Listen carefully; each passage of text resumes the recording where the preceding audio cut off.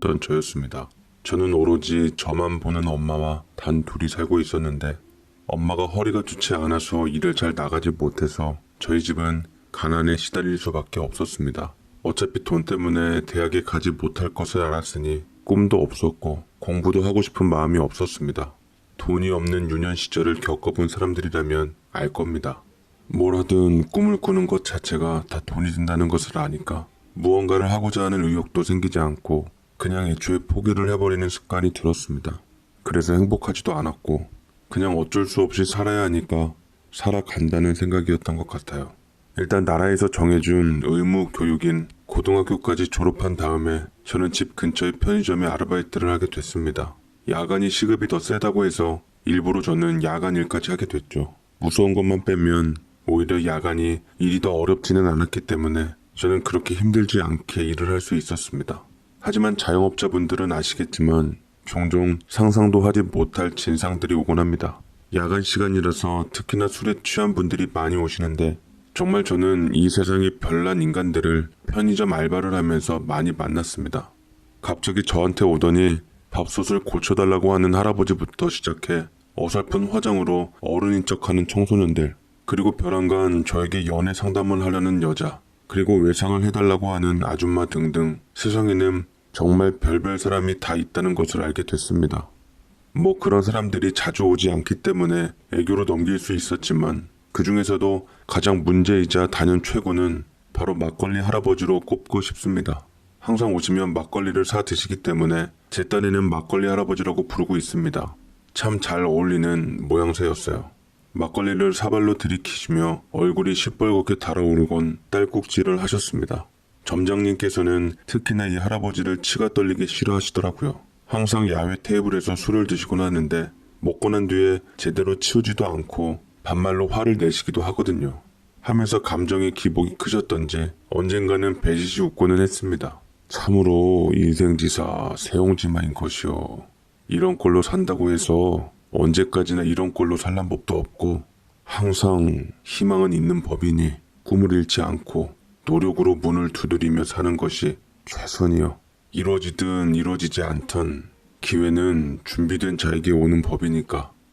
참으로 찰떡같이 맞는 얘기가 아니겠습니까? 가끔 헛소리나 푸념들도 하시곤 했지만 가끔은 교훈적인 이야기도 들려주시던 훌륭한 어르신이었습니다. 허나 점장님은 존재 자체가 거북하셨던지 항상 할아버지만 나타나면 미간에 주름이 팍 가곤 했죠. 여러 진상들을 만나보면서 이미 이골이 났다고 하는 점장님이지만 그래도 저 할아버지가 워낙에 자주 오시기도 하고 항상 투명스러우셔서 주의를 할 수밖에 없었습니다. 할아버지를 요주의 인물로 보는 이유는 또 한 가지가 있었어요. 막걸리를 한 병 산 다음에는 주섬주섬 주머니에 꼬깃꼬깃한 지폐 몇 장을 꺼내며 제게 요구하시더라고요. 막걸리 샀으니까 종이컵 몇 개는 껴줘야지. 하루 이틀 장수하는 것도 아니고 왜 불편하게 자꾸 말하게 만들어 손님 입 아프게 라고 말씀을 하셔서 저는 종이컵도 엄연히 상품이기 때문에 그냥 드릴 수 없어서 따로 사셔야 한다고 말을 하면 굉장히 화를 내셨습니다. 목청이 굉장히 크신 데다가 또 고집도 상당히 세시기 때문에 결국 울며 겨자 먹기로 직원용 종이컵 꽁쳐놓은 것을 드릴 수밖에 없었어요. 참다 못한 점장님께서는 이 할아버지와 함께 말다툼을 하다가 경찰까지 온 적이 있다고 했습니다. 그럼에도 불구하고 전혀 고집을 꺾지 않는 걸 보면 절대로 만만한 할아버지가 아니라는 것을 알 수 있었습니다. 아휴, 지긋지긋한 할배. 대체 언제까지 우리 가게에 저렇게 진상 떨러 올 거야? 그깟 막걸리 몇 병 팔아서 얼마나 남는다고 아주 온갖 승승내면서 왕노릇은 다 하려고 하네. 아, 열받아. 맘 같아선 저 할배 못 오게 하고 싶어. 점잖은 어르신들도 참 많은데 아주 지대로 잘못 걸렸어. 청장님께서는 이 할아버지가 정말 넌더리가 난다고 말씀하셨지만 사실 솔직히 말해서 점장님께 쫑꾸를 먹을 수도 있지만 저는 이 할아버지가 그렇게 싫지는 않았습니다. 점장님 말 맞다나 가끔 억지를 부리시곤 했지만 저 정도는 제가 겪은 바로는 친상의 지읒자도 아닌 레벨이었어요. 화도 많이 내시긴 했지만 오래 사신 만큼 인생의 교훈적인 말씀도 많이 해주셔서 나름 귀 기울여 듣는 습관도 생기고 덕분에 꿋꿋하게 살아가는데도 많이 도움이 되고 있었거든요. 게다가 옛날에 저를 많이 예뻐해 주셨던 외할아버지가 생각이 났던지라 문득 제 힘이 닿는 한 더 챙겨드리고 싶은 마음도 있었습니다. 제가 10살 때쯤 돌아가셨던 외할아버지는 막걸리 할아버지처럼 키가 크시고 목소리가 큰 분이셨습니다. 제가 시골에 놀러 오면 닭도 잡아주시고 목말을 태워서 강가로 놀러 가기도 했습니다. 그나마 제 인생에서 행복했었던 때를 꼽아보면 외할아버지와 함께했던 시절이었거든요. 참으로 돌아가신 외할아버지와 닮아 있어 괜시리 저는 마음이 쓰였습니다. 막걸리 할아버지는 항상 추레한 행색을 하셨는데 옷 여기저기에 얼룩이 묻어있는 걸 보면 혼자 사시는 것 같았습니다. 챙겨줄 사람이 없는 것처럼 보였죠. 그리고 테이블에 앉아서 혼자서 막걸리를 드시곤 했는데 그 누구와도 함께 술을 마시는 것을 본 적이 없었습니다. 아마 혼자서 오랜 시간 동안 있다 보니 외로움이 커진 것이 아닐까 하는 생각이 들었습니다. 그래서 저는 할아버지에게 괜히 말을 걸어보기도 했어요. 할아버지, 요즘 너무 막걸리 자주 드시는 거 아니에요? 식사는 제때 챙겨 드세요? 제가 이렇게 물어봤는데 할아버지는 저를 멀뚱한 시선조차 두시질 않으시고 불쾌하셨던지 아무 말도 하지 않으셨습니다. 그저 계산된 막걸리를 들고 종이컵 줘라는 말씀만 하시고 바로 나가셨거든요. 하지만 저는 할아버지와 대화를 하려는 시도를 멈추지 않았습니다. 아마 이렇게 누군가 자기에게 말을 건 것이 너무 오랜만이라서 그런 것 아닐까 하는 생각이 들었거든요. 다음 날에도 할아버지가 오시자 저는 요리조리 기색을 살피며 또 말을 걸어보았습니다. 할아버지, 오늘 날도 추운데 더 따뜻하게 입고 오셔야죠. 그러다가 감기 걸리시면 어떡하시려고요. 몇 번의 대화를 시도했지만 할아버지는 제대로 대답을 해주지 않으셨습니다. 뭔가 상당히 귀찮은 듯한 표정을 지으셨지만 그래도 저는 오기가 생기면서 할아버지의 대답을 꼭 들어야겠다는 생각을 하게 됐습니다. 겉으로는 무뚝뚝해 보여도 뭔가 가슴속으로는 외로움이 짙게 묻어있는 것 같은 할아버지여서 계속 마음이 쓰였습니다. 하지만 할아버지는 쉽게 저에게 마음을 주지 않으셨죠. 저는 고등학교를 졸업한 이후로 친구들과는 점점 멀어지게 될 수밖에 없었습니다. 다른 친구들은 모두 다 대학교에 갔기 때문이었죠. 저보다 공부를 못하던 친구도 대학을 가게 됐는데 다들 캠퍼스 라이프를 즐기느라 참 즐거워 보였습니다. 대학에 가게 되면서 여자친구를 만나게 된 친구들도 있었죠. 다들 여자친구와 노느라 혹은 대학교 친구들과 노느라 바쁘다고 해서 저와 만날 수 있는 시간은 줄어들 수밖에 없었습니다. 그러다가 겨우 친구들이 시험이 끝난 뒤에 만남을 갖게 됐죠. 그런데 거기서도 저는 소외될 수밖에 없었습니다. 나 이번에 학점 완전 망했어. 나 이러다가 학사경고 당할지도 몰라. 다음 주에 MT 가기로 했는데 이번에는 강촌으로 간대. 근데 집에서 가려면 너무 먼데. 자신들의 대학생활 이야기로 꽃을 피웠는데 저는 거기서 할 말이 없어서 그저 듣고만 있을 수밖에 없었습니다. 아 맞다. 진영이 너는 뭐하고 지내? 난 그냥 아르바이트 하고 있어. 무슨 아르바이트? 너 진짜 대학 앞으로 안 갈 거야? 아무리 그래도 대학은 나와야 된다잖아. 너 지금이라도 안 늦었으니까 공부해. 그래 맞아. 솔직히 대학 안 나오면 무시당하잖아. 그래서 나도 지방이긴 하지만 내가 좋아하는 과에 들어갔거든. 진영이 너 계속 알바만 하면서 살 수는 없잖아. 저는 친구들에게 집안 사정 때문에 차마 대학을 가지 못한 것이라고 말할 수가 없었습니다. 그런 제 사정에 대해서 전혀 말하지 않았거든요. 하지만 친구들은 계속해서 저에게 왜 대학을 안 가냐면서 대학이 중요한 것이라고 계속 강조를 했습니다. 그렇게 친구들과 만나고 난 후 저는 괜히 만나고 온 것 같은 기분이 들었습니다. 그날 이후로 저는 제가 인생을 잘못 살고 있는 것인가 하는 후회를 하게 됐습니다. 그런데 어느 날은 막걸리 할아버지가 저에게 말을 거는 것이었습니다. 왜 그렇게 죽상이야? 막걸리 한 병 줘. 종이컵도 빼놓지 말고. 원래 평소 같으면 막걸리 한 병 이런 식으로 주문하던 할아버지였는데 그날에는 왜 그렇게 죽상이냐는 말을 거셨습니다. 평소에는 저에게 주문하는 것 외에는 말을 하지 않는 할아버지였는데 이번에는 먼저 말을 걸어주신 거였죠. 돈 벌자고 월급 받고 일하는 사람이 그렇게 죽상을 쓰고 있으면 돼? 표정 펴. 오늘 손님도 달아나겠다. 할아버지는 투명스럽게 말씀을 하셨지만 저는 그래도 이 할아버지가 저를 걱정해서 그런 게 아닌가 하는 생각이 들었습니다. 기분이 안 좋았는데 할아버지 덕분에 저는 기분이 좀 풀리는 것 같았어요. 사실 그날 이후로 저는 그 누구에게도 답답한 마음을 해소할 수 없어서 많이 힘들었습니다. 엄마는 제가 부쩍 말이 없어지고 한숨을 많이 쉬는 것을 알고 있으면서도 저에게 무슨 일이 있냐고 물어보지도 않았습니다. 이제 제가 아르바이트를 하게 됐으니 집에서 돈 나가는 일은 다 책임을 져야 했습니다. 엄마는 그저 저에게 돈을 달라는 이야기밖에 하지 않았습니다. 전기세를 내야 한다, 치료비가 필요하다 이런 식의 말만 했을 뿐이었죠. 그렇다고 이런 답답한 마음을 다른 사람들에게 털어놓게 된다면 오히려 내 얼굴에 침뱉기밖에 되지 않는 것 같았습니다.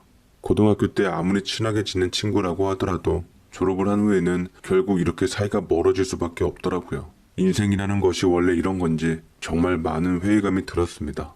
그런데 이런 상황에서 의외로 위로가 된 것은 바로 할아버지였어요. 그날 이후로 할아버지는 저에게 짧게 말을 걸어주시곤 했습니다만 어쨌거나 제게 다그치고 야단치는 것이긴 했습니다. 이거 뭐야? 가게가 왜 이렇게 더러워? 청소를 제대로 하는 거야?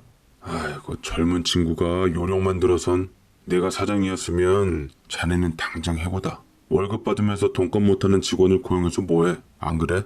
요즘 먹고 살기도 어려운 판국에 잘리지 않으려면 항상 밝은 얼굴로 최선을 다해야 하지 않겠어?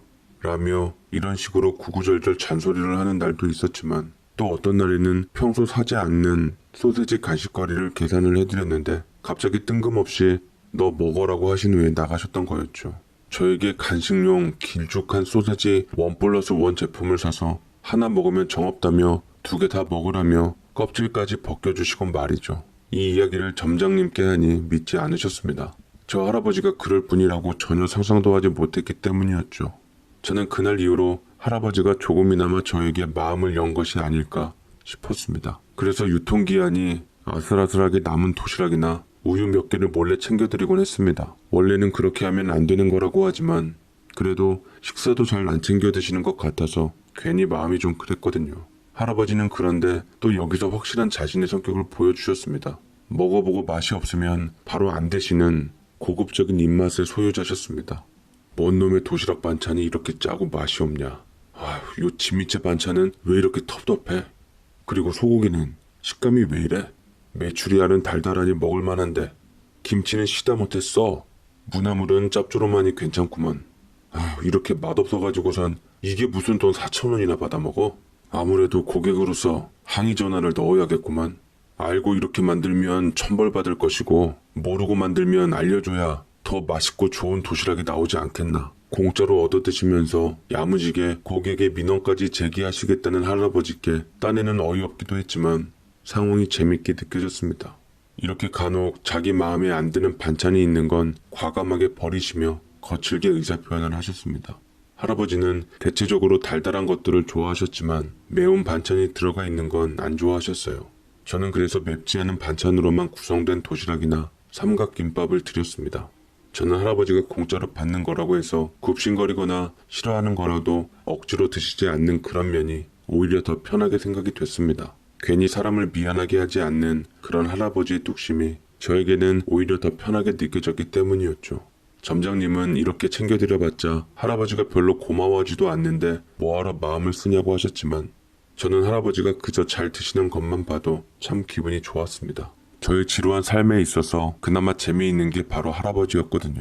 남에게 싫은 소리 하는 것을 좋아하지 않고 그냥 흘러가는 대로 살아가는 저와는 다르게 자기가 좋고 싫고의 표현이 확실하고 마음에 안 드는 건 절대로 그냥 넘어가지 않는 그 뚝심이 저는 부럽기도 했습니다.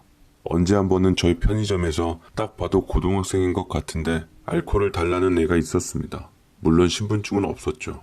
그래서 제가 신분증을 주지 않으면 줄 수 없다고 하니 그 학생은 온갖 화를 저에게 다 내는 거였습니다. 진짜 민증 놓고 왔다니까요. 저번에 다른 알바는 그냥 줬는데 아니 아저씨는 왜 안 주냐고요. 학생 같은데 민증 없으면 못 팔아요. 이건 어쩔 수 없습니다. 진짜 성질나네. 이렇게 빡빡하게 하시면 나 이 편의점 인터넷에 소문내서 불매운동하는 수 있어요. 그 학생은 저에게 윽박 지르면서 해선 안 될 말까지 하더라고요.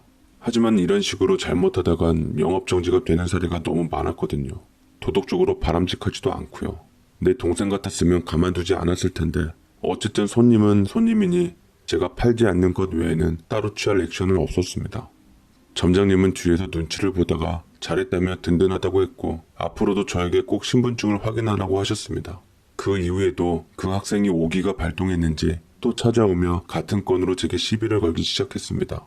당연히 이번에도 신분증은 없었죠. 아무리 제가 남자지만 키도 작고 왜소한 반면 그 학생은 키도 크고 잘못하면 고등학생한테 피해 당할 것 같았습니다. 하지만 주변에 저를 도와줄 수 있는 사람은 없어서 이걸 어찌해야 하나 전전긍긍하고 있는데 그런데 그때 갑자기 할아버지가 테이블에서 막걸리를 쭉 하고 들이키는 오셨습니다. 너 뭐냐? 어디 어린 놈의 녀석이 딱 봐도 솜털 보송보송한 게 고등학생이구만. 당장 집에 가서 발 씻고 잠이나 자 임마. 엄한 곳에 와서 행패 부리지 말고. 이 할아버지는 또 뭐야. 할아버지 그냥 좋은 말 할 때 가세요. 저 오늘 작정하고 왔다고요. 니깎게 작정하고 왔으면 뭐 어쩔 건데? 애미애비뻘 넘어서 하레비 같은 사람한테 뭐 해코지라도 하게? 너야말로 좋은 말 할 때 돌아가라. 나 이래봬도 성질 건드리면 크게 한성가라는 사람이다. 뭐래 이 할아버지가? 아 가시라고요. 나 할아버지한테 악감정 1도 없으니까 괜시리 참견하다 학생의 외마디 비명이 들리며 할아버지는 과연 떵떵거리던 엄포 마냥 크게 혼쭐을 내주었습니다. 할아버지는 어디서 그렇게 강한 손님이 있었던지 두 손으로 그 학생의 머리털을 잡아다 당기며 놔주질 않았습니다. 산삼이라도 캐드셨던지 덩치 큰 녀석이 바동바동거려도 놓질 않는 힘이 정말 놀라웠습니다. 위기에 몰린 학생이 반격을 하려 하자 정신 못 차리게 사정없이 머리를 잡았다 당겼다 빙글빙글 돌려버리는데 그 학생은 거의 맥도 못 추린 채로 아프다는 소리만 반복하다가 두 손 두 발 다 들고 잘못했다 했습니다. 어디서 굴러먹다 온 이 버르장머리 없는 놈이 어른 앞에서 감히 건방진 소리를 해? 너 밖에서 이러고 다니면 욕먹는 사람이 누군 줄 알아? 바로 네 녀석 애미애비다. 너 공부시키려고 뼈 빠지게 돈 벌고 뒷바라지하는 부모 생각해서라도 이렇게 고약하게 굴면 쓰겠냐? 아유 못된 놈의 시키 같으니라고.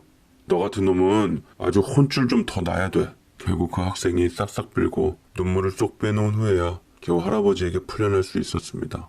그 학생은 분하기도 하고 자존심도 상했던지 한참을 씩씩거리더니 그냥 빠져나가 버리더라고요. 저야말로 겁이 덜컥 났습니다. 요즘 10대들의 무서움을 기사로 접한 게 생각이 나서 할아버지가 너무나 걱정이 됐습니다. 요즘 어린 놈들은 맞지를 않아가지고 아주 어른들 무서운 줄은 몰라. 할아버지 괜찮으세요? 어디 다친 곳은 없으세요? 일 없어. 할아버지는 그렇게 말을 하고서는 다시 테이블에 앉아서 막걸리를 들이키셨습니다. 저는 일전에 저를 구해주신 것이 괜히 감사해서 할아버지에게 이번에는 유통기한이 간당간당한 게 아니라 직접 제 돈으로 산 달콤한 팥빵이랑 해수추리 2개를 흰 우유랑 함께 드렸습니다. 할아버지 이거 드세요. 우유랑 드시면 든든하실 거예요. 제 딴에는 고마워서 드린 빵이었지만 제가 사온 빵을 보더니 할아버지는 저를 한참을 보시고는 주머니에서 5,000원 지폐를 주시는 거였어요. 아 빨리 받아. 노인네 팔 떨어져. 그리고 흰 우유 하면 카스테라지. 그 정도 센스 없어? 우유랑 빵 조합이 마음에 안 들어서 오늘은 돈 내고 먹을 테니까 다음부터 내 취향으로 마음에 쏙 들게 세팅해와. 알았어? 말은 참 거칠게 하시지만 그래도 기분이 나쁘진 않았습니다. 처음에 저는 거절했지만 5,000원을 받지 않으면 당장이라도 또 잔소리를 들을 것 같아 못내 받긴 했죠.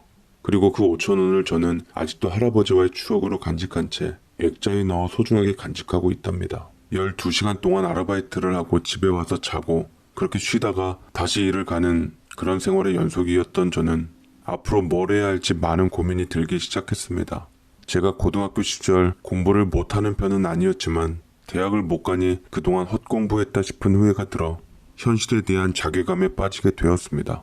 어렸을 때는 반장 부반장도 해보는 모범생이었고 공부를 열심히 하면 뭐든 다 할 수 있을 것만 같았는데 가정 형편에 무너지고 방황하게 되면서 저는 공부도 손에 놓았고 딱히 하고 싶은 것도 찾지 못했습니다. 그렇다고 언제까지나 편의점 아르바이트만 하면서 알량한 수입으로 지낼 수는 없었어요. 나중에 내가 좋아하는 사람을 만나 결혼을 하거나 다른 하고 싶은 일을 한다고 해도 모아놓은 돈이 없어서 대학을 포기한 것처럼 또 다른 소중한 것을 결국 포기하는 상황이 오면 어떡하나 싶은 막연한 두려움이 생겼습니다. 그러다가 내가 하고 싶은 것이 무엇인지를 찾아봐야겠다는 생각을 그제서야 하게 됐죠. 하지만 막상 내가 뭘 잘하는지를 잘 모르겠더라고요. 남들은 제 나이가 20살이라고 하면 너무 좋겠다고 하는데 나이가 젊어봤자 저는 뭐가 좋은지도 전혀 알 수 없었습니다. 인생의 갈피를 잡지 못하니까 왜 살아가는지도 몰랐고 차라리 빨리 나이가 들어서 뭐라도 하는 내가 됐으면 하는 생각이 들었지만 꿈은 꿈일 뿐이었죠. 거기다 저는 엄마까지 책임을 져야 했으니 정말 고민이 한두 가지가 아니었습니다. 엄마가 지금은 그래도 많이 나아졌지만 나중에 또 아프게 된다면 결국에 엄마를 책임져야 할 사람은 저밖에 없었으니까요. 그래서 속으로는 엄마를 원망하기도 했습니다. 다른 친구들은 부모님이 대학 등록금도 다 내주거나 그렇지 못하면 내게 이렇게 부담이라도 주지 말아야 할 텐데 나는 어쩌다 엄마의 자식으로 태어나서 이렇게 대책 없이 살아야 하나 원망이 들기만 했어요. 그래서 엄마에게 투명스럽게 굴 수밖에 없었습니다. 그러다 엄마가 하루는 작정하고 벼르고 있었던지 꼭두 새벽에 퇴근하고 온 저에게 왜 이렇게 버릇없이 구냐고 말을 하더라고요. 진영이, 너 이리 좀 와봐. 아무리 화가 난다고 해도 엄마한테 말하는 버릇이 왜 그래? 정말 해도 너무하는 거 아니야? 대체 또 뭐가 마음에 안 드는데? 나 피곤해. 밤새 일하다 왔다고. 나 좀 쉰 다음에 나중에 말하면 안 돼? 라고 짜증내듯 말하며 내 방으로 들어가니 엄마는 저를 붙잡아 억지로 앉히려 했습니다. 단단히 약에 받친 듯 엄마는 저를 붙잡고 충혈된 눈을 보이며 말씀하시더라고요. 엄마도 너 돌아올 때까지 기다리느라 밤샌 거 안 보여? 네가 지금 돈 좀 벌어온다고 유세야? 그거 얼마 되지도 않는 돈 가지고 아주 지혜미한테 말하는 뻔세 좀 봐라. 자식한테 얹혀 사는 엄마 맘이라고. 편하겠어? 엄마도 힘들고 괴롭지만 지금 몸이 아파 어쩔 수 없잖아. 꼴랑 얼마 안 되는 돈 갖고 왜 이렇게 엄마를 비참하게 만드는데? 그 얼마 안 되는 돈 엄마는 못 벌어온 지 오래잖아. 엄마 나 없으면 못 살잖아. 그러면서 왜 그래? 엄마는 나한테 유세도 못 부리면서. 남들은 부모가 대학 가라고 학원 보내주고 등록금 다 대주는데 엄마는 뭔데? 나 엄마 때문에 대학은 꿈도 못 꾸고 고등학교 때부터 아르바이트 했어. 그러면서 엄마는 예전부터 내가 잘하는 게 뭐냐면서 맨날 잔소리만 했지 제대로 하는 것도 없다고. 그러는 엄마는 도대체 뭐가 잘났다고 나한테 그렇게 말하는 건데? 그러자 엄마는 말이 채 끝나기도 전에 감정이 올라오셨던지 제 따귀를 세게 치셨습니다. 한 번도 엄마는 저를 키우시면서 제게 손댄 적이 없었는데 저는 참 기가 막히고 어이없었고 지금 이게 무슨 상황인가 싶었죠. 엄마에게 따귀를 맞았다는 것도 놀라웠지만 엄마가 그렇게 힘껏 제 뺨을 쳤는데 별로 아프지 않았다는 것이 저에게는 더 큰 충격이었습니다. 엄마가 정말 이제는 몸이 약해졌다는 것이 느껴졌거든요. 서러움에 눈물이 글썽이는 엄마는 악을 치시며 제게 신세한탄을 하셨습니다. 돌이켜보면 그때 엄마는 어쩌면 그게 엄마의 마지막 자존심이었을지도 모르겠습니다. 내가 너만 안 낳았어도 지금 이렇게 안 살았어. 개차반인 네 아빠랑 살면서 얼마나 헤어지고 싶었는데 가엾은 내 새끼 아빠 없이 자랐다고 손가락질 받을까봐 이혼조차 내 욕심 차리는 것 같아. 그러지 못했다. 너 낳고 죽을 뻔한 고비도 넘기고 너 하나만 보고 이악 물고 버텨오며 견뎌오며 힘들게 키워놨더니 기껏 한다는 말이 어쩌면 엄마 가슴에 대못을 박을 수 있어. 응?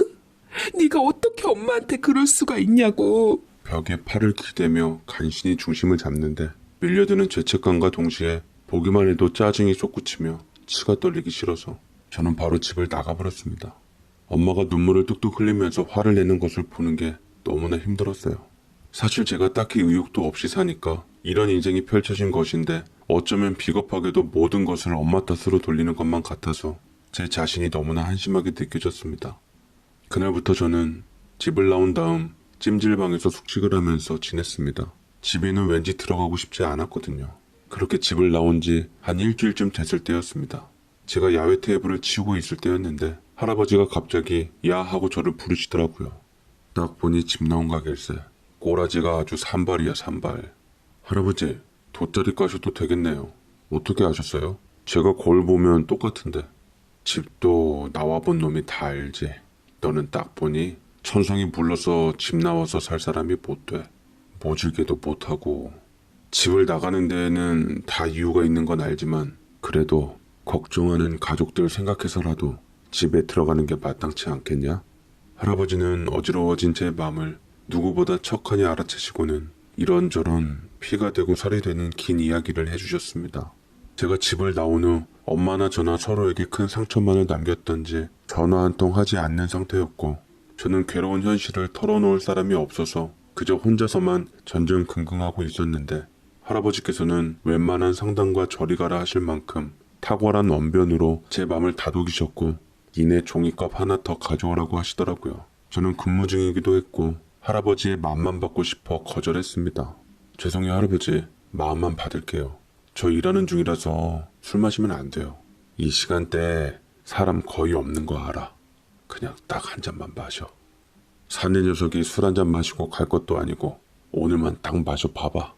결국 할아버지의 고집에 저는 할아버지에게 막걸리를 한 잔 받게 됐습니다. 오랫동안 침묵이 이어졌죠. 할아버지는 제게 어떠한 것도 물어본 적이 없었지만 막걸리 한 잔 한 틈을 타 에라 모르겠다라는 심정으로 솔솔 털어놓았습니다. 사실 엄마랑 싸우고 나왔거든요. 그냥 제가 사는 게 답답하다고 생각했는데 그걸 다 엄마 탓으로 돌리는 제 자신이 좀 한심해요. 근데 저도 어깨가 너무 무거웠어요. 남들처럼 하고 싶은 거 다 하고 싶고 젊은 날 많은 경험들도 해보고 싶었는데 그냥 내가 왜 이 나이에 엄마 생계까지 책임져야 하나 싶고 좀 자유롭고 싶었어요. 그냥 뜬금없이 저는 제 이야기를 줄줄 늘어놨습니다. 친구들에게 말해봤자 어차피 제 상황에 대해서 제대로 공감을 해줄 수도 없을 것이고 그냥 제 마음만 가벼우면 되니까 주절주절 늘어놓았죠. 할아버지는 제 말을 다 듣고는 깊이 한숨을 쉬며 말씀하시더라고요. 한마디로 젊은 인생 바쳐서 가족 생계 책임지기는 싫다는 뜻이군. 젊은 청춘도 아깝고 가족을 위해서 희생하기도 싫고 어쩔 순 없긴 하지만 결국 다 부모 탓으로 돌리기만 할 뿐이고 지금 네가 처한 현실을 그렇게 느끼고 있는 거 맞지? 네. 인정하기 싫었지만 할아버지 말 중에 틀린 말은 없었습니다. 할아버지께서는 뭔가 깊이 생각을 하시다니 얼른 저기 가서 막걸리나 한 병 더 계산해서 오라고 하시더라고요. 할아버지는 굳이 저에게 뭐라고 위로를 하려고 하지도 않으셨습니다. 하지만 그냥 같이 있어 주시며 묵묵하게 술을 따라 주시는데 뭔가 마음이 편안해지는 것을 느꼈죠. 참 이상했어요. 그날 저는 할아버지한테 제 심경을 솔직하게 다 털어놓고 말했을 뿐인데 할아버지가 제가 처한 현실에 팩트로 결론을 지어줘서 그런지 자꾸 마음이 쓰이며 그냥 엄마에게 너무나도 미안했습니다. 저희 아버지는 간암으로 돌아가셨는데 그것 때문에 재산 모두 날리고 엄마는 평생 저 키우면서 힘들게 사시고는 병까지 얻으셨죠. 제가 책임지는 건 어쩌면 너무나도 당연한 건데 제 젊은 청춘 아깝다며 꼬장이나 부리고 있는 제가 정말 참으로 못나 보였습니다. 결국 그날 저는 집으로 들어가게 됐습니다. 엄마는 제가 들어온 걸 보고 아무 말도 하지 않았습니다. 부엌을 보니 엄마는 그동안 라면만 끓여 먹었던 것 같았습니다.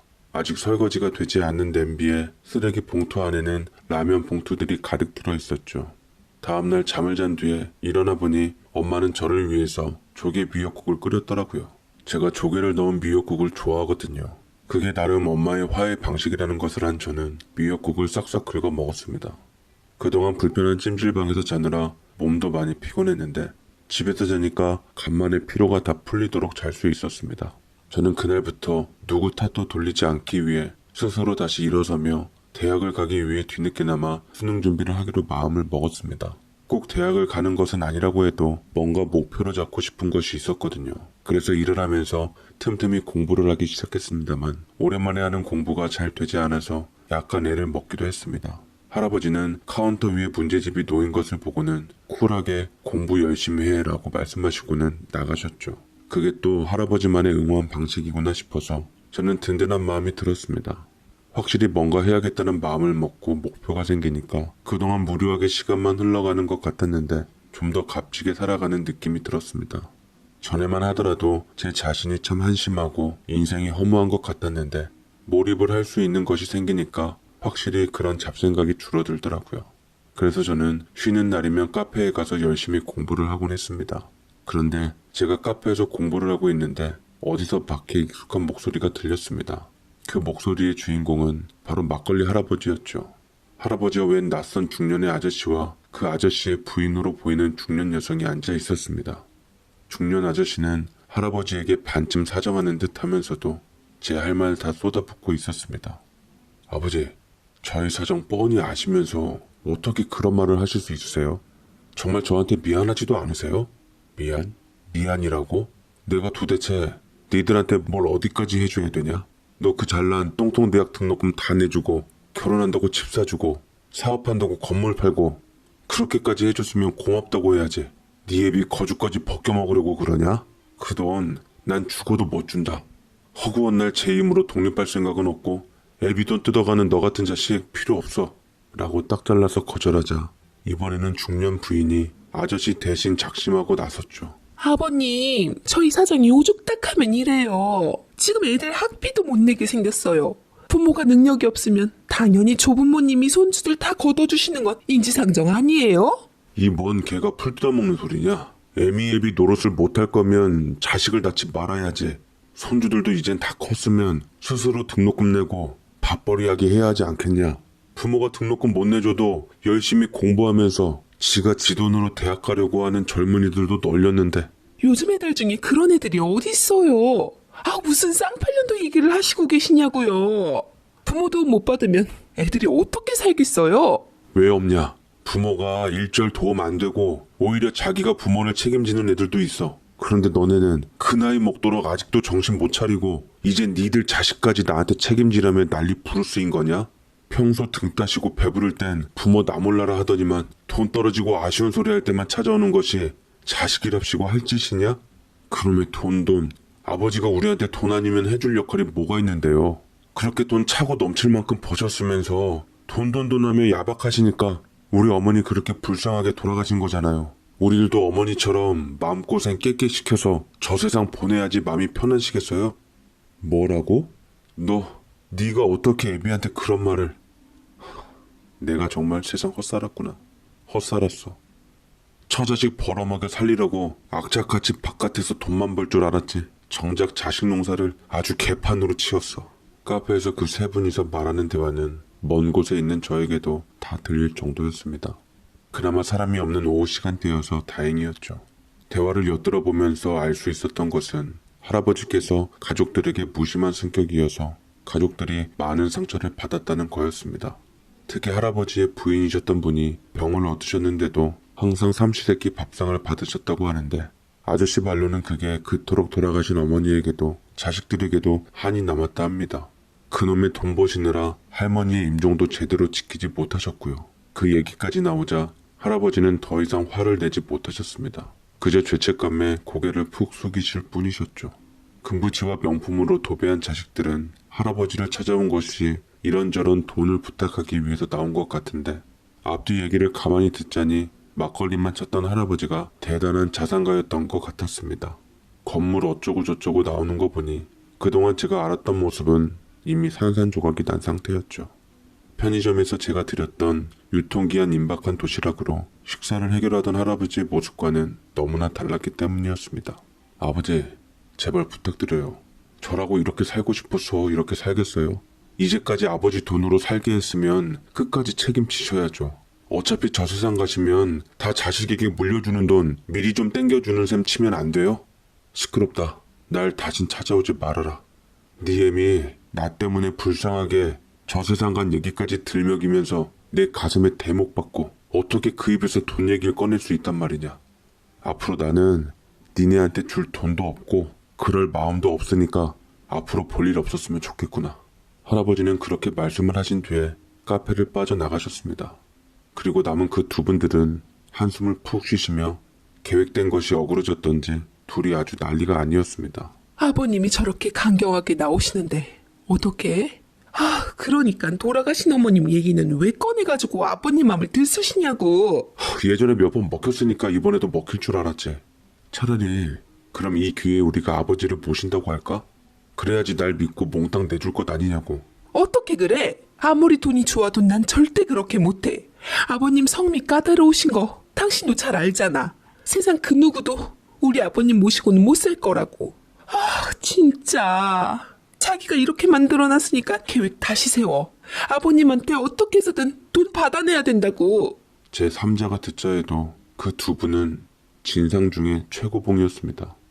딱 봐도 반백살은 사신 것 같은데 다 늙은 아버지 수발은 못해줄 망정 돈 뜯어갈 생각에 계획까지 세우다니 참 무섭다 싶더라고요. 아까 할아버지가 언급한 등록금 책임지고 어쩌고는 제 얘기를 본딴 것 같았습니다. 대강 흘러가는 이야기를 들어보면 할아버지가 굉장히 엄격하시고 까다로우셔서 상대하기가 참 어렵다는 식으로 말씀을 하시더라고요. 할아버지 자식들을 쭉 보니 나름대로 고충이 있으셨겠구나 싶었습니다. 자주 찾아뵙지도 않는 것 같았습니다. 혼자 사시는 할아버지는 식사도 거의 집에서 하지 않으시고 편의점 음식으로 드시곤 했는데 누가 제대로 돌봐드리지도 않는 것 같았는데 그나마 있는 자식들도 거의 왕래가 없는 것 같았거든요. 그 다음날 제가 아르바이트를 하고 있었을 때 역시 할아버지가 오셔서 막걸리 한 병을 사셨습니다. 그리고 야외 테이블에서 드시고 계셨죠.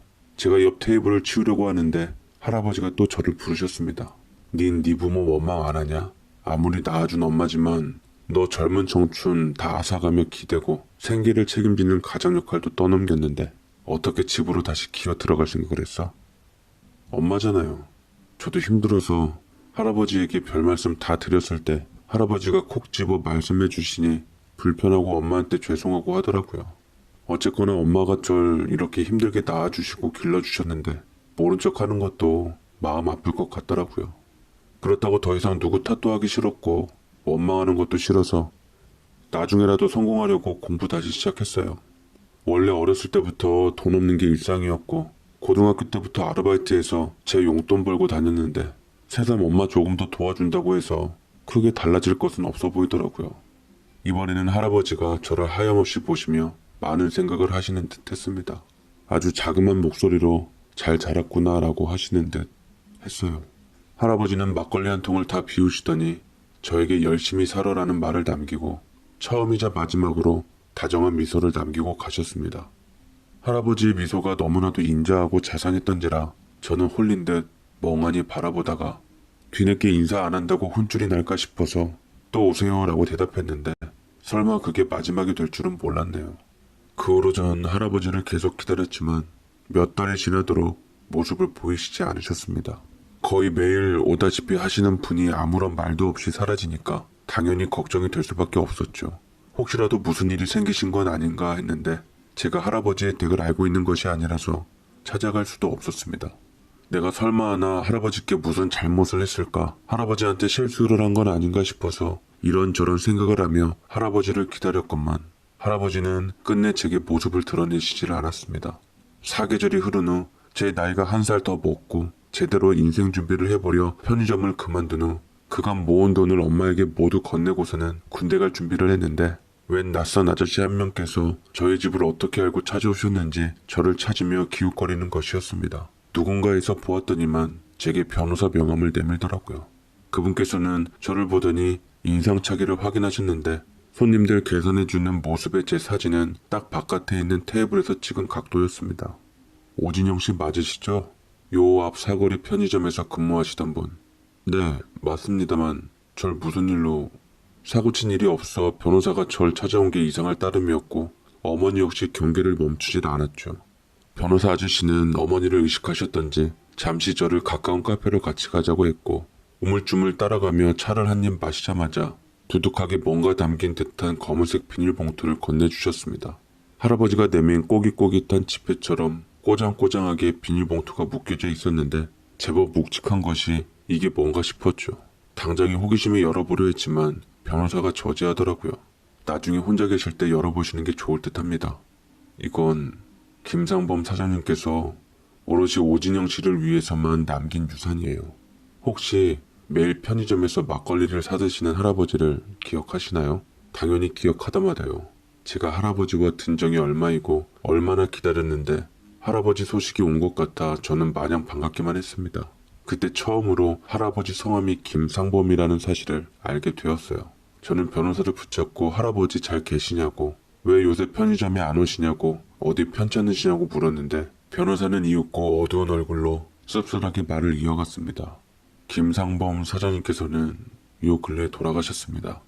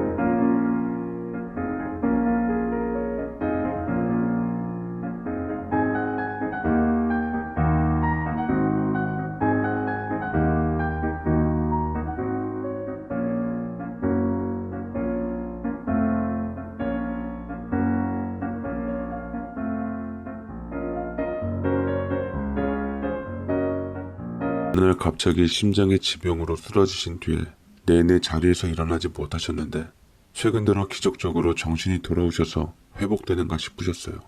그 사이에 모든 유산과 유품을 정리하시고는 영영 저희 곁을 떠나시더라고요. 라며 무겁게 말씀하셨는데 저는 생각지도 못한 소식을 듣자마자 손이 덜덜 떨렸고 갑작스러운 할아버지의 비극적인 소식에 어떻게 해야 할지 정신이 멍해진 상태였습니다. 할아버지께서는 의식을 차린 뒤 마치 자신의 죽음을 예견이라도 한 듯이 재산도 다 정리를 하셨다고 하더라고요. 그리고 저에게도 남긴 것이 있다며 이 꼬장꼬장한 검은 비닐봉지를 전해주신 거였습니다. 사장님께서 돌아가시기 전에 가끔 술자리에서 몇 번 얘기를 하셨습니다. 편의점에서 열심히 일하는 기특한 학생 하나 있다고요. 사장님께서 학생에게 전해주시는 거니까 분명 꼭 필요한 것일 겁니다. 사장님은 절대로 허튼 행동은 안 하시는 분이니까요. 참, 학생을 만나면 이 말 한마디는 전해주라고 하더라고요. 좋은 친구가 돼줘서 고맙다고 하시더라고요. 라는 말만 하고는 변호사는 제게 인사를 한 후 그렇게 떠나가 버렸습니다. 너무나도 허한 충격적인 소식에 저는 한참이나 멍하니 카페에 그 자리에 앉아서 할아버지와의 추억에 대해 곱씹어 보게 됐습니다. 고지식한 할아버지였지만 때론 놀랄 만큼 깨어있기도 한 분이셨죠. 저 역시 연령을 넘어 좋은 친구가 되었다고 생각했는데 이렇게 친구를 잃어버리니 너무나 마음이 아프고 슬펐습니다. 저는 몇 시간 동안 할아버지에 대해 생각하다가 대체 제게 뭘 남기셨을까 싶어 별 생각 없이 검은 봉투를 찢어서 열어보았는데 저는 순간 그 안에 있는 번쩍번쩍 빛나는 물건을 보고 그만 까무러칠 뻔했어요. 바로 할아버지가 주신 검정색 비닐봉투에는 100g의 골드바가 10개가 있었던 게 아니겠습니까? 이런 골드바는 영화에서만 봤지 실제로는 난생 처음 보는 거였습니다. 진짜 금인가 싶어서 저는 깨물어 보았지만 진짜 금이었고 이건 현실이었습니다. 세상에 맙소사, 꿈인가 생시인가 싶었죠. 이렇게 어마어마한 값어치의 물건을 받아도 되나 너무 놀라기도 했습니다.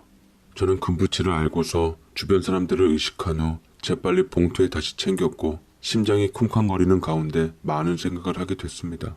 저는 어쩌면 이게 저를 위한 유일한 기회일지도 모른다는 생각이 들었습니다. 할아버지가 왜 이 금붙이들을 제게 남겼을까 생각을 한 후 저는 그 골드바의 일부를 제 대학 등록금으로 쓰기로 했습니다. 일단 군대를 미룬 후 기숙학원을 등록해서 열심히 최선을 다해 공부를 했고 엄마에게도 생활비를 넉넉하게 드릴 수 있었습니다. 엄마는 처음에 제가 로또라도 맞았나 싶어 궁금해했지만 많은 것은 묻지도 않으셨고 욕심내시지도 않으셨습니다. 그저 지금이라도 제가 잘 됐으면 좋겠다는 바람만 비쳤을 뿐이셨죠. 저는 공부에 매진한 결과 1년 만에 제가 바라던 과에 들어갈 수 있었습니다. 남들에게 도움을 주고 싶었던 저는 사회복지사라는 직업이 대단히 마음에 들었습니다. 그렇게 저는 사회복지학과에 들어가서 열심히 공부를 하게 됐습니다. 학생 때만 하더라도 공부가 재미가 없었는데 목표가 생기고 난 후에는 공부가 너무나 재미있더라고요. 저도 대학에 가서 MT도 가고 친구를 사귀며 캠퍼스 라이프를 즐겼습니다. 그리고 항상 할아버지를 생각하면서 감사한 마음을 잃지 않으려고 노력했습니다. 저는 가끔씩 할아버지가 잠들어 계시는 납골당에 가서 할아버지를 뵙고 오곤 합니다.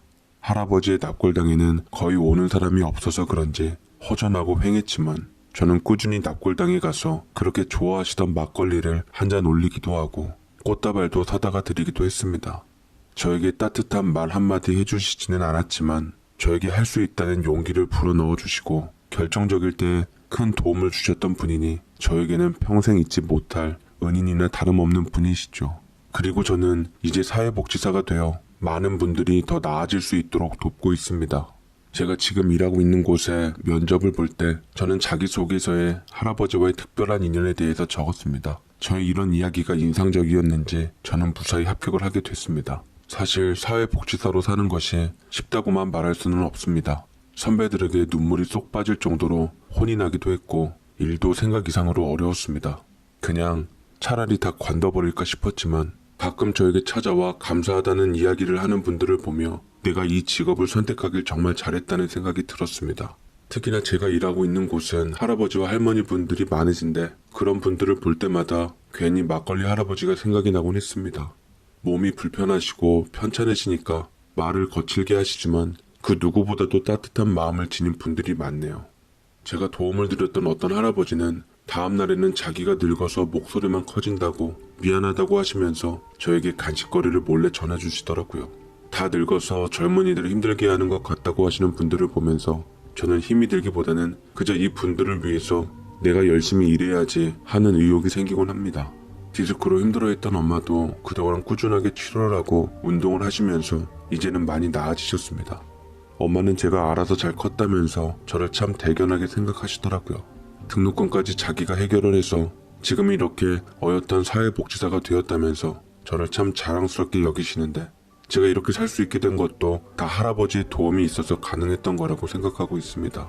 지금도 가끔씩 할아버지의 그 투명스럽지만 따뜻했던 말들이 떠오르네요. 비록 짧은 시간으로 이어진 인연이었지만 제가 받은 그 도움만큼 남들에게 베풀면서 살아야겠다는 생각을 가지면서 지내고 있습니다.